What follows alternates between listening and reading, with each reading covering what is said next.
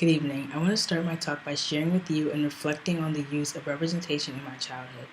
From India Ari's I Am Not My Hair to Princess and the Frog, these showed me the beauty in my hair and skin down to the beauty in the way I talk. As a child, my room was always filled with pictures of little black girls getting their hair done and dolls that looked like me. It is safe to say that all parts of my identity were well represented around me. It was crucial my parents instilled this in our home, since outside of it, that was not the same case. I wanted to share this to show my culture, like my hair, has been prevalent in my life since the day I was born.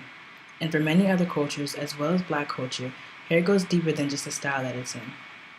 In history, hair has represented many identities, for example, social status, marital status, and even wealth. Today, we see hair mostly used as a form of self-expression, but it can still contain a great deeper meaning. Cultural appropriation refers to the use of objects or elements of a non-dominant culture in a way that reinforces stereotypes or contributes to oppression and doesn't respect their original meaning or give credit to the source. Cultural appropriation is a controversial topic of conversation, and like most controversial topics, when discussing cultural appropriation, there should be boundaries and respect for a range of different perspectives and experiences.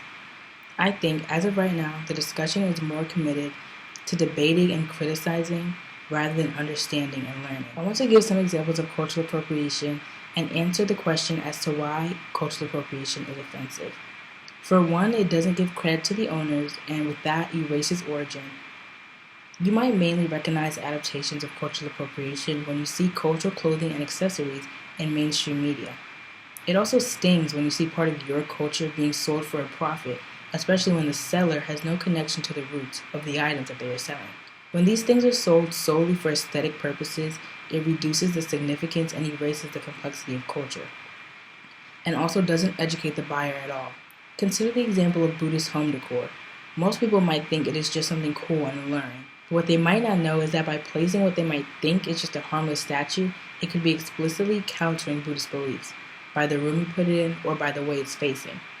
In short, do not buy something if it has no connection or depth for you, because it might for someone else. Cultural appropriation also adds to or creates stereotypes. For example, when we see costumes on Halloween of Native American chiefs, kimonos, or grass skirts with coconut tops, these cause harm by unconsciously influencing people's perceptions of these cultures, even if they are negative. To put this simply, you should not just use other people's cultures to satisfy your needs of feeling included or having fun. I also want to give examples of cultural appropriation in the past, such as team mascots.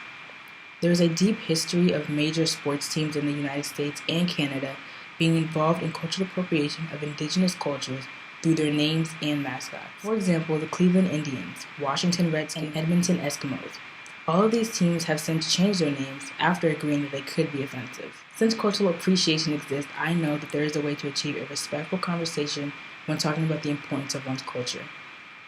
On December 16th, I interviewed a journalist named Shantae Griffin. I wanted to interview her because she wrote an article on JSTOR, which is a digital library for primary sources, about how natural hair became a civil rights issue, as far as black hairstyles in the world, and even at school being discriminated against.